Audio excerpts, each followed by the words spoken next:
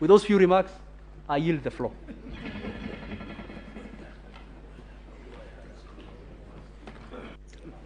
Thank you very much, my colleague, Mr. Mahat. Madam Chief Justice, Madam Deputy Chief Justice, honorable members of the court, may it please you, I am called upon to look at issues number 8 and 9 on the materiality question and on reliefs. My Lord, in view of the time, I will not go into... Sorry, Counsel, for our recording system, if you can just introduce yourself. We know you, but for our... I apologize, my Lord. My name is Abdikadir Mohammed. I appear with my learned colleagues for the IBC and the chair. My lords, my ladies, in view of the timing, I will not go into a lot of the law as far as the standard of proof is concerned. This matter is tried as far as the law is concerned. The standard is higher than 4 civil cases, normal civil cases, but does not go as far as required for criminal cases. In other words, it does not go as far as beyond reasonable doubt, but it is higher than a balance of probabilities, except where criminal conduct is alleged or there is an election offense alleged, in which case then you go to the higher proof beyond reasonable doubt. The submissions of the first and second respondent in the lead, the submission of the respondents in the lead petition at paragraph 8, page 4, deal with the law, the cases, Raila Odinga 2013, para 203, number 1, presidential election number 1 of 2017, para 151 to 152, and the courts clearly state that the allegations should not be general, they should not be bare allegations, and the standards must be met. In John Harun Mwau, at page 349 to 350, 2017, that was the holding of the courts. So the law is very clear on this matter, my lords and my ladies. I'll then go on itemizing some of the allegations or some of the issues raised in terms of illegalities and irregularities, and specifically state whether those standards have been met, and in broad case, they haven't. So there have been allegations of a dysfunctional commission. This, my lords, is not a court dealing with a corporate governance case. It is an election petition court dealing with the presidential elections in 2022.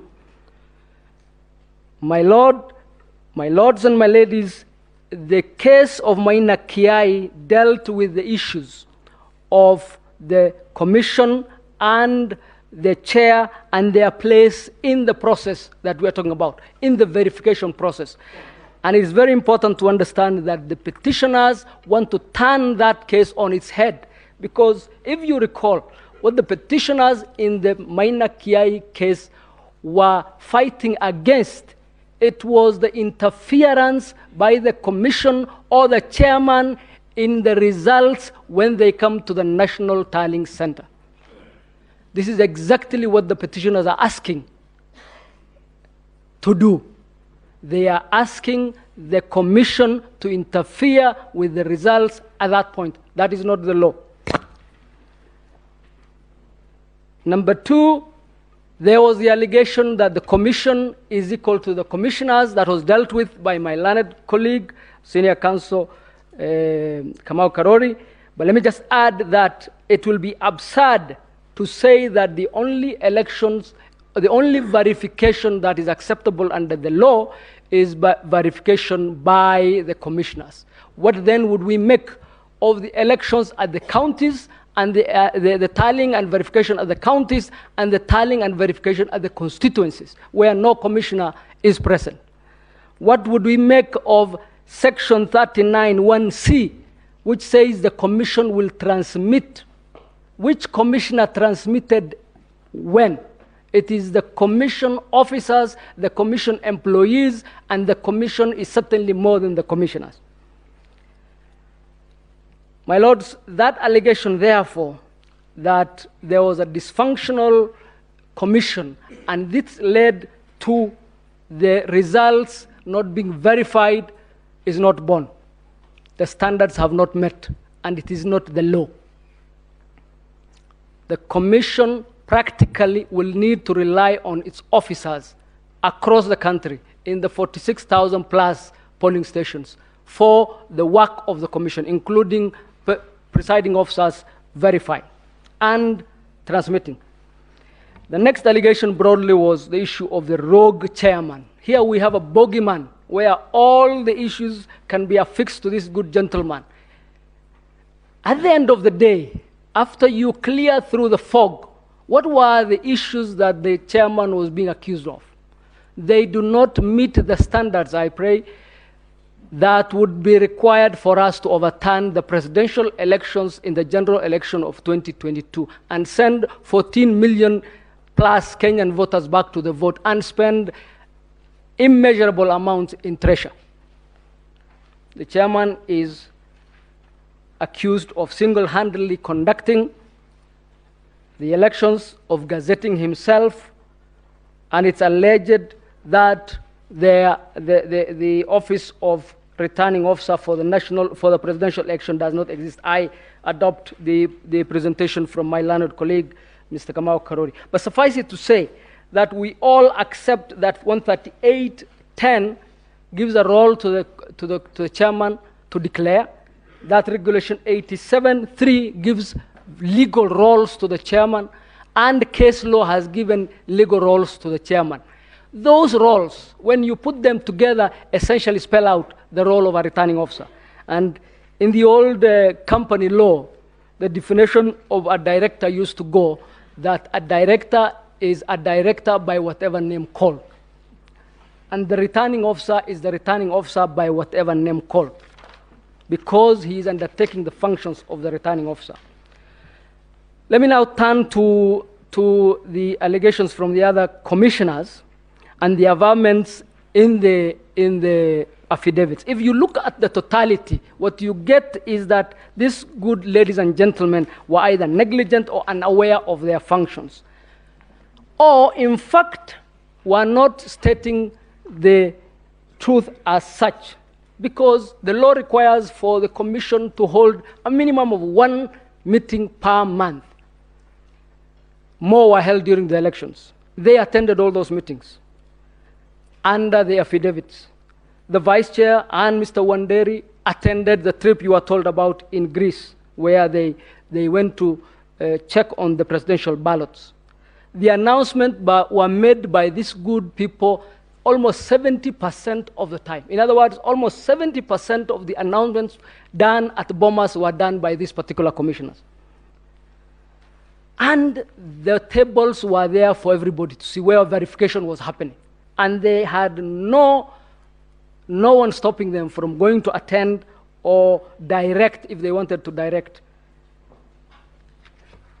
We would have shown at this point their access to the floor in the 4-minute clip, but in view of time, I will skip that. But I would urge the court to look at that video clip to show the extent of the operations of the commissioners, and especially these 4, in terms of the operations at Bomas. Then we go to the 27 constituencies. The affidavits clearly show that those constituencies were tallied and they were in fact verified, and that the record will clearly show that what was remaining was the announcement. And the 4-second clip will show you the environment and the fracas at the announcement podium at the point in time when Professor Gulie was to go to that podium to announce the 27 stations which had been verified and tallied. I'll play the 4-second clip. Thank you, Sonia. Please. Yes, this is Bomas just before Professor Gulie was to announce.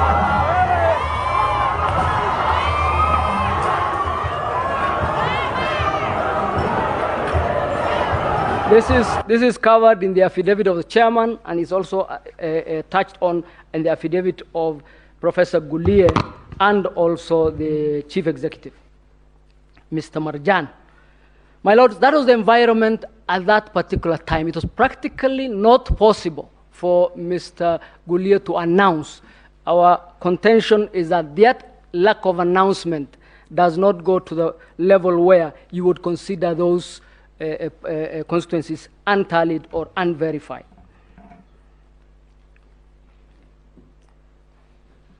What then were the aim of the commissioners when they say we wanted to, quote unquote, own the results?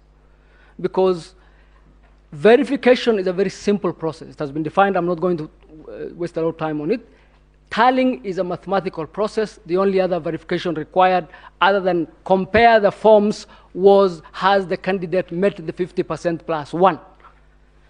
What the commissioners actually wanted to do was what was stated in the affidavits of the chairman, the Professor Gulier, and Mr. Molu, which was to moderate the results so that a pre-agreed or pre-arranged result can be declared.